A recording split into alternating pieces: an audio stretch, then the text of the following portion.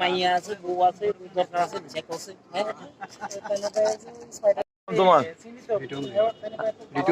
কোনালা বাড়ি মির্জাপুর। এটির নাম কি?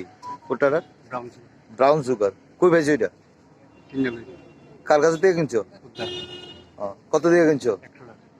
কিলে কিনছো? তুমি খাওনি? তুমি নেশা করো? কি করো এমনি? পেশা কি তোমার? টমটম চাল। এটা কত নিচে দাম? প্রতিদিন কয় ঘন্টা লাগে? 2 ঘন্টা লাগে। তো টমটম চালায় কত রুজি হয়?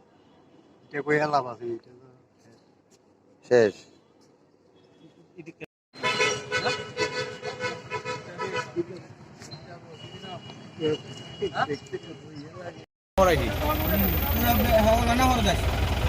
ফোন করো না কিনলে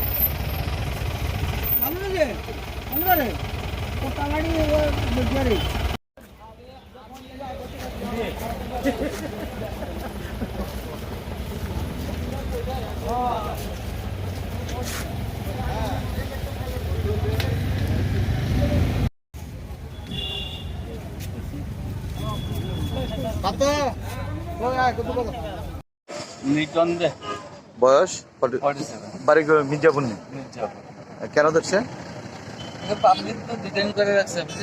কিসহ? Brown sugar. তারা কি মানে যার কাছে থেকে কিনছে সে তো নাম কইছে? নাম কইছে না, আমি জিজ্ঞাসা করব। মানে মূল চক্রীদের কি কোনো গ্রেফতার করা হবে? অবশ্যই করা হবে, কেন করা হবে না? আজকে বিকাল 3:30 নাগাদ আমরা এখানে বসেছিলাম। প্রায় সময় দেখি গ্রামের মধ্যে প্রায় পোলাপান ঢুকে আবার বাইক দিয়ে অটো দিয়ে ঢুকে। তারপরে আজকে দেখলাম যে একজন অটো নিয়ে যাচ্ছে আছে, তাই আরও বহুদিন দেখলাম। হ্যাঁ, তাই চেক করার পরে এই ব্রাউন সুগার নাকি হিরোইন কোকটা পাওয়া গেছে। তাইনের বাড়িগুলো সাতপুরা মহামায়া কালীবাড়ির পিছনে। নাম লিটন দাস, অটো চালায় বলে।